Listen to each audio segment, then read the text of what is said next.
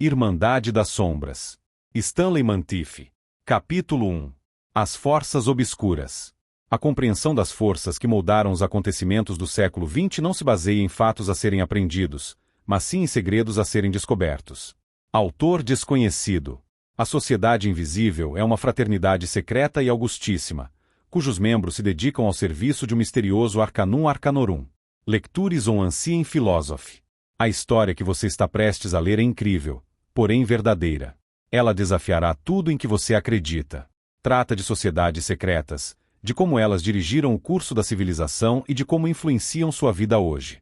A maioria das pessoas não percebe que elas existem porque suas mentes foram condicionadas a rejeitar qualquer ideia de tais organizações. Manly P. Hall foi frequentemente citado como uma das maiores autoridades em filosofia esotérica, e quando morreu, o Sotite Journal referiu-se a ele como o maior filósofo da maçonaria. Em seu livro The Secret Teachings of All Ages, ele traçou a história das sociedades esotéricas ao longo dos tempos e revelou que elas deixaram pistas ocultas de sua existência em pinturas, gravuras, livros e na arquitetura. Você vê seus símbolos todos os dias, mas não os reconhece. Sempre que olha para o verso de uma nota de dólar, vê seu emblema, mas não percebe que ele representa as religiões de mistério da antiguidade. Quero apresentar a você 3 conceitos e 3 poemas que o ajudarão a compreender a história que está prestes a ler. O primeiro conceito é: a compreensão das forças que moldaram os acontecimentos do século XX não se baseia em fatos a serem aprendidos, mas sim em segredos a serem descobertos. Autor desconhecido. Tenho estudado história por mais de 50 anos, e quanto mais vivo, mais convencido me torno de que é impossível entender o que está ocorrendo hoje sem uma compreensão das sociedades secretas. Ao ler este livro, você conhecerá várias delas e verá como moldaram o mundo moderno. O segundo conceito é: homens e mulheres tornam-se cúmplices dos males que deixam de combater. Autor desconhecido. Uma vez que você reconheça o que está acontecendo, passa a ter a obrigação moral de se envolver. Talvez tudo o que possa fazer seja contar a outros, escrever cartas ou contribuir financeiramente para aqueles que trabalham para expor o que está ocorrendo. Se optar por não fazer nada, você se torna cúmplice do mal e, um dia, terá de responder por sua omissão. O terceiro conceito é: o preço que as pessoas boas pagam por sua apatia e indiferença aos assuntos públicos é serem governadas por homens maus. Autor desconhecido. Apenas metade dos cristãos evangélicos está registrada para votar, e somente metade dos registrados realmente vota. Precisamos convencer todos de que têm a obrigação moral de se envolver no processo político, garantir eleições honestas e exigir que os representantes eleitos obedeçam à Constituição. A menos que um número suficiente de pessoas esteja disposto a agir, certamente perderemos nossa liberdade. Cada um dos poemas a seguir reflete um aspecto da luta espiritual que está em curso. O primeiro poema foi escrito em 1842 por Alfred Lord Tennyson. Ele é frequentemente citado por aqueles que defendem uma federação mundial. O segundo poema foi escrito em 1902 por Rudyard Kipling para homenagear o homem responsável por muitos de nossos problemas atuais. O terceiro poema foi escrito antes da Guerra Civil por James Russell Lowell. Abordarei cada poema por sua vez. Quando menciono Alfred Lord Tennyson, a maioria das pessoas se lembra de seu poema Carga da Brigada Ligeira. Meia légua, meia légua, meia légua adiante. Todos no Vale da Morte. Cavalgaram os 600. Avante, Brigada Ligeira. Carga contra os canhões. Ele disse: para dentro do Vale da Morte. Cavalgaram os 600. Avante, Brigada Ligeira. Houve algum homem desanimado? Não, embora os soldados soubessem que alguém havia errado. Deles não era responder. Deles não era questionar por quê. Deles era apenas fazer e morrer. Para dentro do Vale da Morte. Cavalgaram os 600. Canhões à direita deles. Canhões à esquerda deles. Canhões à frente deles. Disparavam e trovejavam. Açoitadas de bala e granada. Corajosamente cavalgaram. E bem, para as mandíbulas da morte. Para a boca do inferno. Cavalgaram os 600. Cintilaram todos os sabres nus. Cintilaram ao girarem no ar. Sabreando ali os artilheiros. Carregando um exército, enquanto o mundo inteiro se admirava. Mergulhados na fumaça da bateria. Atravessaram a linha de ponta a ponta. Cossaco e russo. Cambalearam ao golpe do sabre. Despedaçados e desfeitos. Então eles recuaram. Mas não os 600. Canhões à direita deles. Canhões à esquerda deles. Canhões atrás deles. Disparavam e trovejavam. Açoitadas de bala e granada. Enquanto cavalo e herói tombavam. Eles que haviam lutado tão bem. Voltaram das mandíbulas da morte. De volta da boca do inferno. Tudo o que restou deles. Restou dos 600. Quando poderá sua glória esmaecer? Oh, a selvagem carga que fizeram. O mundo inteiro se admirou. Honrem a carga que fizeram. Honrem a brigada ligeira. Nobres 600. Esses foram versos memoráveis, mas a maioria das pessoas nunca ouviu falar do poema mais importante de Lord Tennyson, Locksley Hall. Ele o escreveu para popularizar sua crença de que a Grã-Bretanha tinha a obrigação moral de consolidar o mundo sob o domínio britânico. Suspeito que ele não fazia ideia de que seu poema teria um impacto duradouro, ou de que seria responsável por muitos dos acontecimentos trágicos do século XX. Também suspeito que ele não tinha noção da verdadeira natureza das forças espirituais obscuras com as quais havia se envolvido, nem de como essas forças influenciaram sua visão do mundo. O poema Locksley Hall é discutido no volume 17 da edição de 1966 da Enciclopédia Americana. O restante da poesia de Lord Tennyson, bem como sua biografia, está coberto no volume 26. Por que isso é importante? Porque aqueles que atuam nas sombras compreendem o significado da mensagem contida em Locksley Hall e consideraram que ela deveria ser tratada separadamente. O autor que escreveu a análise de Locksley Hall no volume 17 observou que o poema profetizava a paz universal por meio de uma liga de nações. Esse tem sido o objetivo das sociedades arcanas desde o alvorecer da civilização, e permanece como sua meta até hoje. Citarei apenas as seções mais importantes de Locksley Hall, pois mergulhei no futuro, tão longe quanto o olho humano podia ver. Vi a visão do mundo, e toda a maravilha que haveria de ser. Ouvi o céu se encherem de brados. E ali choveu um orvalho pavoroso, das frotas aéreas das nações, lutando no azul central, até que o tambor de guerra não pulsou mais, e as bandeiras de batalha foram recolhidas. No parlamento do homem, a federação do mundo, ali o bom senso da maioria, manterá em respeito um reino inquieto, e a bondosa terra adormecerá, envolta na lei universal. 6. 30 anos depois de Lord Tennyson ter escrito essas palavras, o professor John Ruskin, que lecionava na Universidade de Oxford, abraçou a visão de Tennyson. John Ruskin era um professor carismático que tinha capacidade de projetar seus conceitos na mente de seus alunos. Ele usava suas aulas para convencer os estudantes de que tinham a obrigação moral de disseminar a cultura inglesa e unir o mundo sob o domínio britânico. 7. Muitos dos jovens que se sentavam em suas classes ficaram fascinados por suas ideias e dedicaram suas vidas a realizar esse sonho. Quando se formaram, muitos ingressaram no serviço público e, no início do século XX, ocupavam posições estratégicas no governo inglês. Foram esses homens os responsáveis por criar, e depois prolongar, a Primeira Guerra Mundial. Por que homens racionais desejariam um conflito longo e sangrento? Porque perceberam que os países jamais renunciariam à sua soberania nacional a menos que reconhecessem a futilidade da guerra, e a Primeira Guerra Mundial convenceu a maioria das pessoas de que a guerra era fútil. Mais de 20 milhões de pessoas pereceram naquela carnificina sem sentido. Repetidas tentativas de encerrar o conflito foram bloqueadas, e quando a guerra finalmente terminou, a maioria das pessoas e das nações estava pronta para ceder sua soberania à Liga das Nações. Desenvolverei esse conceito mais adiante, no capítulo 4, quando discutir Winston Churchill e o papel que ele desempenhou na definição da estratégia militar tanto na Primeira quanto na Segunda Guerra Mundial. 8. Outras pessoas abraçaram a visão de Lord Tennyson. Edward Bellamy escreveu Looking Backward, de 2000 a 1887 e 1888, defendendo o socialismo e um governo mundial. Sua história começava em Boston, em 1887, quando um jovem adormecia após tomar uma poção para dormir e despertava no ano 2000 para encontrar o mundo transformado em uma utopia socialista. Bellamy descreveu o mundo que imaginava com a chegada do novo milênio, e suas previsões foram verdadeiramente notáveis quando se considera que ele viveu há mais de 100 anos. Ele escreveu: um cartão de crédito americano é tão bom na Europa quanto o ouro americano costumava ser, e exatamente sob a mesma condição, a saber, que seja trocado pela moeda do país em que se está viajando. Um americano em Berlim leva seu cartão de crédito ao escritório local do Conselho Internacional, o valor sendo debitado contra os Estados Unidos em favor da Alemanha na conta internacional. 9. Como Edward Bellamy poderia ter previsto o que está ocorrendo hoje? Teria ele acesso a alguma fonte de conhecimento secreto? Ele previu grandes corporações sendo absorvidas por corporações ainda maiores até que, finalmente, todo o comércio fosse fundido em uma única corporação, o Grande Trust. A nação, organizada como a única grande corporação empresarial na qual todas as outras corporações foram absorvidas, tornou-se o único capitalista no lugar de todos os demais capitalistas, o único empregador, o monopólio final no qual todos os monopólios anteriores e menores foram engolidos, o monopólio dos lucros e economias do qual todos os cidadãos participavam. A época dos trusts havia terminado no Grande Trust. 10.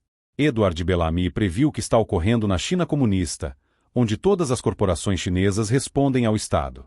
Ele descreveu os programas de bem-estar social que existem hoje nos Estados Unidos e vislumbrou o futuro governo mundial quando escreveu: "A eu, que, tendo contemplado em visão o mundo que via, cantei sobre ele em palavras que repetidas vezes, durante estes últimos dias maravilhosos, ressoaram em minha mente.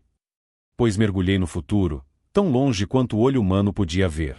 Vi a visão do mundo, e toda a maravilha que haveria de ser. Até que o tambor de guerra não pulsou mais, e as bandeiras de batalha foram recolhidas. No parlamento do homem, na federação do mundo. Então o bom senso da maioria manterá em respeito um reino inquieto. E a bondosa terra adormecerá, envolta na lei universal." 11. Pouco depois de seu livro ser publicado, clubes Bellamy começaram a se formar por todos os Estados Unidos. À medida que o movimento em favor do socialismo e de um governo mundial se espalhava, diversos homens ricos abraçaram os conceitos de Bellamy. Entre eles estava Andrew Carnegie. A maioria das pessoas o vê como um barão ladrão, um exemplo de tudo que há de errado no sistema de livre iniciativa. Essa visão é incorreta. Andrew Carnegie não acreditava na livre iniciativa.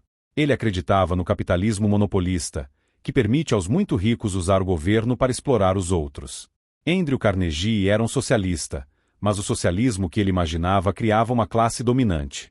Depois de vender a US Steel Carnegie Steel, que ele vendeu a JP Morgan, que formou a US Steel, ele financiou várias fundações com instruções de que seu poder de concessão de recursos deveria ser usado para transformar a sociedade e promover um governo mundial. Por que Andrew Carnegie apoiava esses objetivos? Porque reconhecia que o socialismo é uma teoria sincera, benevolente e idealista, mas que não funciona sem coerção. Sob o socialismo, o governo toma de cada um segundo sua capacidade e dá a outro segundo sua necessidade. Todos são controlados pelo governo. O governo é controlado por políticos, e os políticos são comprados e vendidos por homens ricos e corporações. É por isso que Andrew Carnegie, e outros homens de grande riqueza, favorecem o socialismo. 12. Andrew Carnegie abraçou a visão de Lord Tennyson em 1893, em seu livro Triumph and Democracy, quando escreveu: "O Parlamento do Homem e a Federação do Mundo já foram saudados pelo poeta, e este significa um passo muito mais avançado do que a proposta reunião da Grã-Bretanha e da América. Digo que, tão certamente quanto o sol nos céus um dia brilhou sobre a Grã-Bretanha e a América unidas, tão certamente haverá uma manhã em que ele se levantará, brilhará sobre e saudará novamente o Estado reunido, a União Britânico-Americana." 13. 100 anos depois, Arthur Schlesinger Jr. escreveu um artigo que apareceu na página editorial do Wall Street Journal. Em outubro de 1993, muitas pessoas estavam preocupadas porque parecíamos estar renunciando à nossa soberania nacional e caminhando em direção a um governo mundial e a uma nova ordem mundial. Arthur Schlesinger Jr. tratou dessa preocupação. O mundo da lei não será alcançado por exortação. Não nos enganemos pensando que podemos ter uma nova ordem mundial sem pagar por ela em sangue, assim como em dinheiro. Talvez os custos de imposição sejam grandes demais. O interesse nacional, entendido de forma estrita, pode muito bem ser a regra mais segura. Mas reconheçamos que estamos renunciando a um sonho nobre. Lembrem-se daqueles versos de Tennyson que Churchill chamou de a mais maravilhosa das profecias modernas e que Harry Truman carregou em sua carteira durante toda a vida. Pois mergulhei no futuro, tão longe quanto o olho humano podia ver. Vi a visão do mundo, e toda a maravilha que haveria de ser. Ouvi o céu se encherem de brados, e ali choveu um orvalho pavoroso. Das frotas aéreas das nações lutando no azul central. Até que o tambor de guerra não pulsou mais, e as bandeiras de batalha foram recolhidas. No parlamento do homem, a federação do mundo. 14. Aqui Arthur Schlesinger Jr. revelou o fato pouco conhecido de que tanto Winston Churchill quanto Harry Truman eram dedicados a um governo mundial. Será que Winston Churchill realmente queria que a Grã-Bretanha renunciasse à sua soberania nacional? Por que Harry Truman carregou o poema de Lord Tennyson em sua carteira durante toda a vida? Seria possível que ambos os homens fossem membros das sociedades arcanas? A maioria das pessoas esqueceu as coisas estranhas que aconteceram durante a presidência de Harry Truman. Primeiro, ele assinou a Carta das Nações Unidas, sabendo perfeitamente que a ONU fora concebida para se tornar o governo do mundo. Depois, cedeu o controle da Europa Oriental e da China aos comunistas, e quando o público começou a questionar por que ele havia traído centenas de milhões de pessoas a uma vida de escravidão, lançou-nos em uma guerra sem possibilidade de vitória na Ásia. Quando o general MacArthur disse a um congressista que não lhe era permitido vencer a Guerra da Coreia, o presidente Truman o destituiu do comando.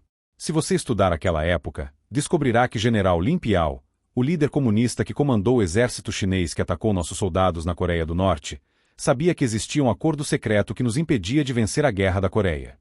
O general Lin Piao escreveu: "Eu jamais teria realizado o ataque e arriscado meus homens e minha reputação militar se não tivesse sido assegurado de que Washington conteria o general MacArthur de adotar medidas retaliatórias adequadas contra minhas linhas de suprimento e comunicação." 16. Neste ponto, quero explicar como Harry Truman levou o comunismo à China. A maioria das pessoas acredita que os nacionalistas chineses perderam a guerra civil, mas nada poderia estar mais distante da verdade. Os exércitos do general Chiang Kai-shek estavam vencendo a guerra civil até que o Departamento de Estado americano impôs um embargo de armas às forças nacionalistas, o que as impediu de comprar armamentos ou suprimentos em qualquer lugar do mundo. Até mesmo as armas que já haviam adquirido em Okinawa e em outras ilhas do Pacífico foram bloqueadas. Como um exército pode lutar sem armas? Não pode. Contrariamente a tudo que você ouviu ou leu, nosso Departamento de Estado levou intencionalmente o presidente Mao ao poder. Para comprovar essa acusação, cito um relatório do Senado, por muito tempo suprimido, sobre a queda da China. Cópias das páginas citadas estão disponíveis aos pesquisadores.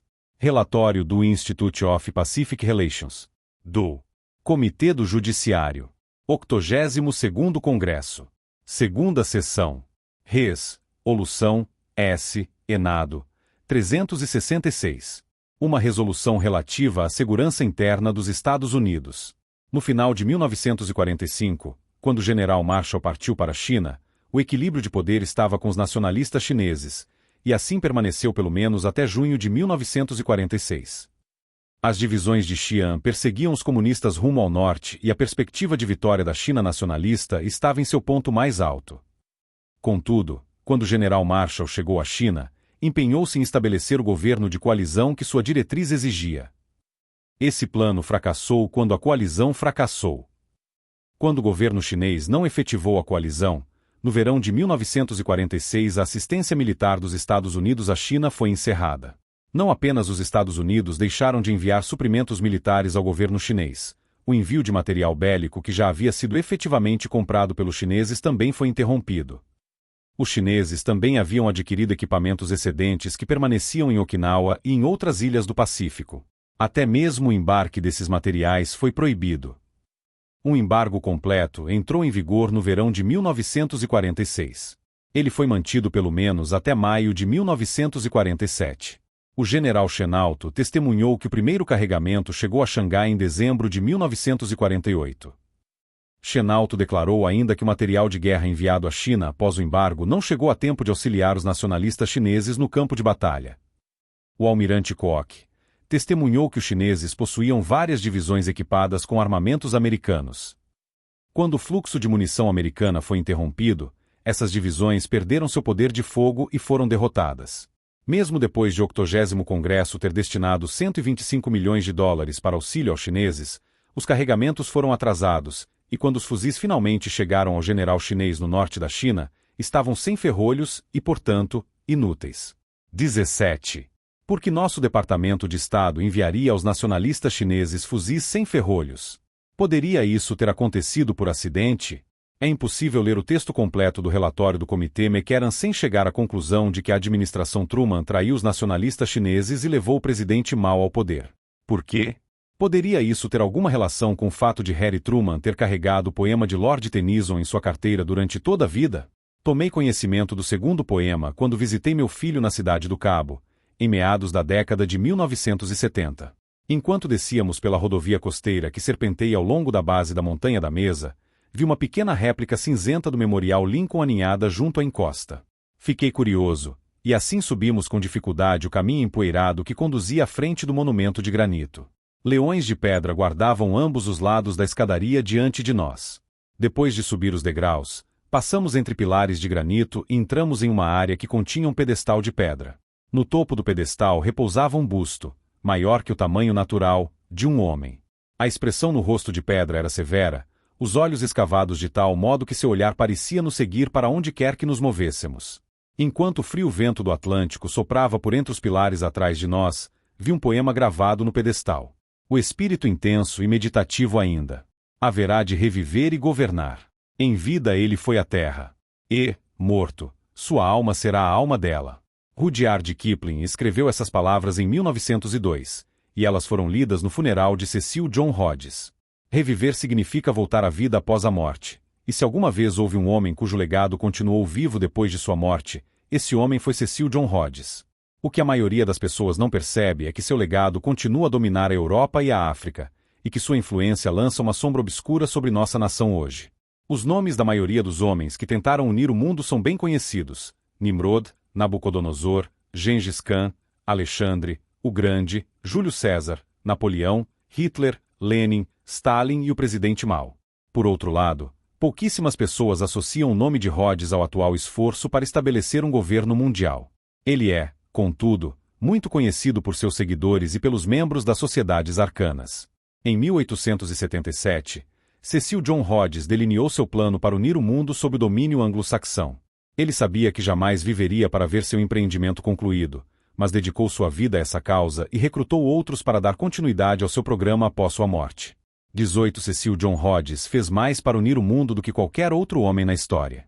Quando era estudante na Universidade de Oxford, assistiu à aula inaugural de John Ruskin e ficou tão impressionado com os conceitos de Ruskin que os transcreveu à mão e os carregou consigo pelo resto da vida, assim como Harry Truman carregou o poema de Lord Tennyson em sua carteira durante toda a vida.